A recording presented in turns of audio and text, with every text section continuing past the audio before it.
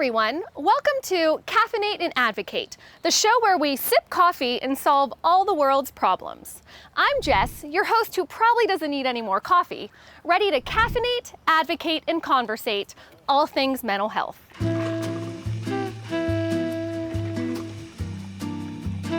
Today we're at Legion Park in Hollidaysburg, Pennsylvania, enjoying some Sheetz coffee, and joined by Jamie Bush, an employee at PeerStar, one of the providers of peer support services throughout Pennsylvania.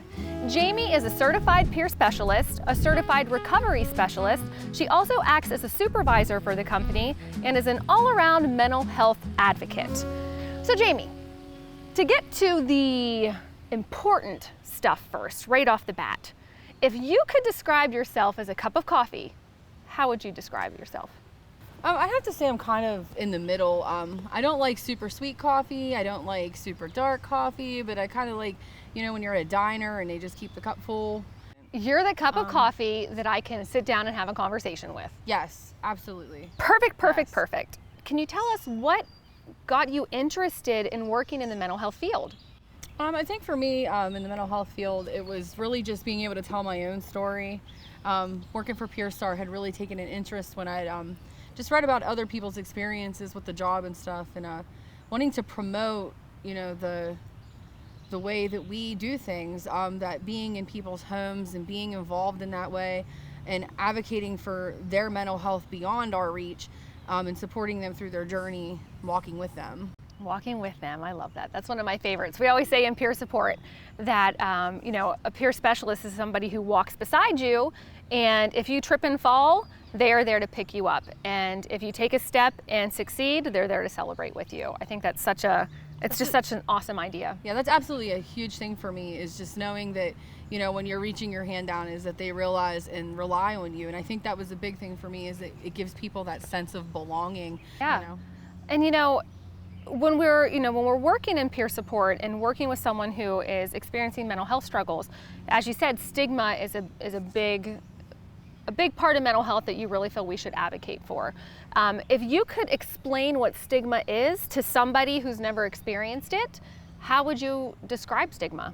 I think stigma is the part in which you feel that you're not worthy enough to say that you have a mental health condition, or maybe that you feel that you're too valued in a community, or you're too high up there in order to say that maybe you're struggling with a mental health condition or any type of recovery issue, that you feel like you would be shamed for it or unable to speak to somebody. And I think that as a community, we place, stereotypes would be another word besides stigma, that you would say, oh, that person shouldn't struggle and we shouldn't be that way because of this or that.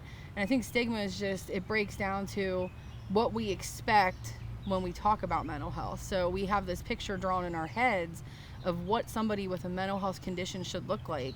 And the reality of it is you can't fit everybody into that box. Yeah, it doesn't discriminate. You can't, it doesn't discriminate against age or gender or culture or religion or career or, educational status. Like, everybody can struggle with mental health, and I do think that's one of the struggles with stigma.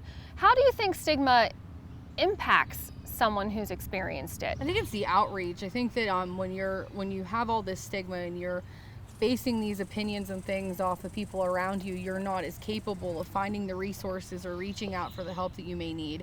I know for myself personally and some friends of mine, like even stigma in mental health when it comes to like postpartum.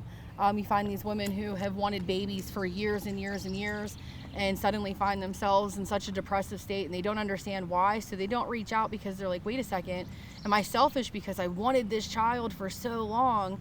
And it's, again, mental health does not pick and choose.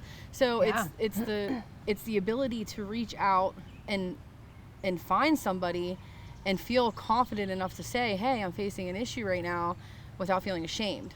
I wanted to wave my hand because I'm someone who did struggle. I needed fertility to have my children, and when they were born, everyone tells you it's the best time of your life and it's supposed to be so wonderful and happy, and I was struggling. I loved these amazing little babies, but at the same time I did not love myself, and I was really having a hard time, and you didn't know that you could reach out for help. So hopefully those are things that we can as individuals, as a as mental health professionals, things that we can help other people kind of work through. Question: why is this such an important topic to you? Why is it something that you're passionate about? I think because in the situations and things that I grew up in, it was always downed and looked down upon for certain behaviors and things that were experienced in my life, where people assume certain things about different types of mental health or addiction issues and things like that. And I know that I've even had friends that have come to me now and said, hey, I've struggled with this for years, and you have to encourage these people, and you're like, it's okay that you reach out for help. It's okay to be not okay. And that's a big thing in peer support that we talk about. It's okay that you're feeling this way right now. It's okay that your parents didn't like your choices. It's okay that your grandma was slightly disappointed. You don't have to talk to anybody about that but yourself, and you can seek help. Working in this field, how have you helped somebody overcome some of the kind of things associated with stigma? I encourage people, and a lot of times, I've had more than one peer say this statement. It was, I've been an embarrassment to my family, or I'm embarrassed to take that step because of whatever their reasons are, whatever they've been through, and they feel like they've been too far gone at this point. But I encourage them to look and step back and say to themselves, we're starting here today. You've already made the first step by becoming involved with peer support. You've already taken the first initial, I know that I need some consistency and some help in my life here. And I encourage them to say, today we're gonna put our best foot forward. We're not going to judge anything that we do at this point from the past. We're going to break the stigma, because we're no longer in active addiction, and we're no longer in a total crisis situation. We're here now, and that's where we need to start. What can we do as baby steps to get to the point where we feel confident enough to continue to build our toolboxes of wellness or recovery options, or seek resources and start to live a different life?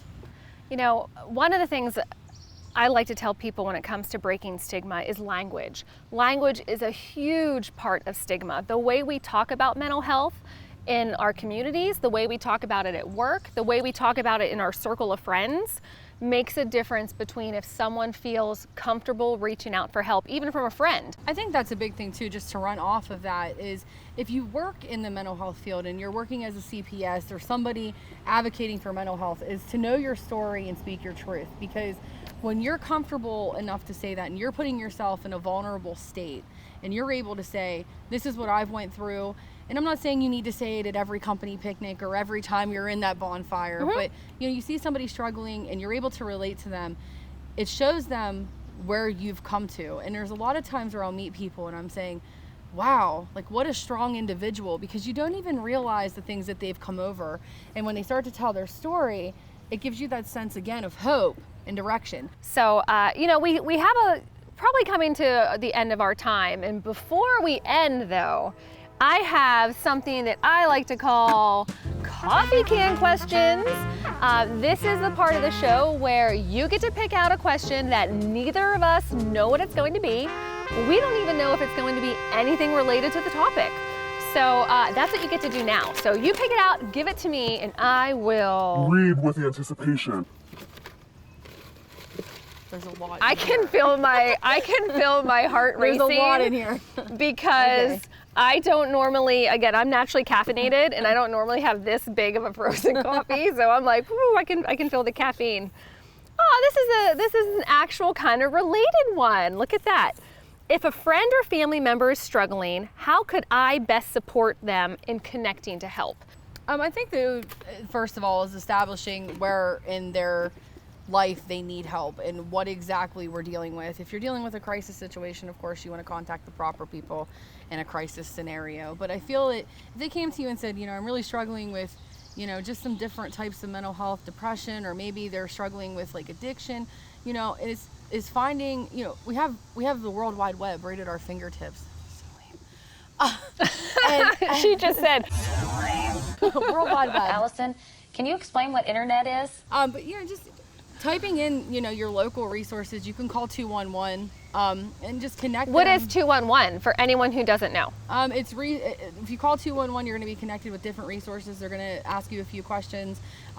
It will connect you with resources for utilities, even state assistance, mental health, drug rehabilitation centers, all kind kinds of like stuff. It's like a statewide resource center. It's kind of like an operator for social services. Yes, but I feel as a person you should just sit down and really establish maybe what they need. Maybe they just need a listening ear, or maybe they need some encouragement to contact somewhere with a mental health resource guide, and get them on the way to talking and being open about what's happening in their lives.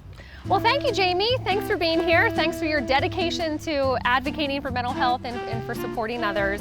We thank those of you that are watching and who have tuned in. Please feel free to share, check out our Facebook page, our social media, and be sure to check in later where you have no idea where I will show up next to caffeinate and advocate.